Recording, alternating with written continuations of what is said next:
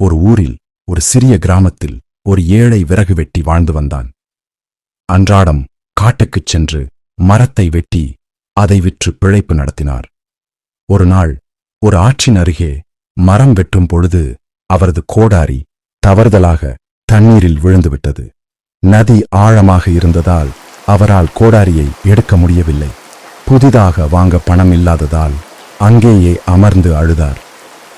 திடீரென்று நதியிலிருந்து நதிதேவன் தோன்றி, "ஏன் அழுகிறாய்?" என்று கேட்டார்.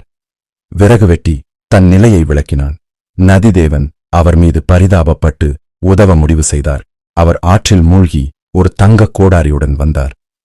"இது உங்கள் கோடாரியா?" என்று கேட்டார்.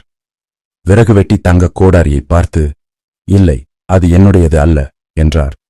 நதிதேவன் மீண்டும் ஆற்றில் மூழ்கி இந்த முறை ஒரு வெள்ளி கோடாரியை கொண்டு வந்தார்.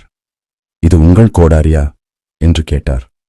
மீண்டும் விறகு வெட்டி தலையை அசைத்து, "இல்லை, அது என்னுடையது அல்ல" என்றார். நதிதேவன் மீண்டும் ஒருமுறை ஆற்றில் மூழ்கி விறகு வெட்டியின் பழைய இரும்புக் கோடாரியை கொண்டு வந்தார். "இது உங்கள் கோடாரியா?" என்று கேட்டார். விறகு வெட்டி புன்னகைத்து, "ஆம், அது என் கோடாரி" என்று கூறினார். அவனுடைய நேர்மையைக் கண்டு மனம் மகிழ்ந்த நதிதேவன், "நீ நல்லவன், நேர்மையானவன்" என்று கூறினார். "நீ பொய் சொல்லாததால் 3 கோடாரியையும் பரிசாகத் தருகிறேன்" என்று சொன்னார்.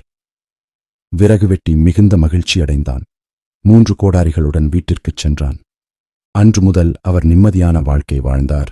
அவருடைய நேர்மை ஊர் முழுவதும் தெரிந்தது. இந்த கதையிலிருந்து நேர்மை எப்போதும் வெகுமதி அளிக்கப்படுகிறது என்று நாம் அறிந்து கொள்வோம்.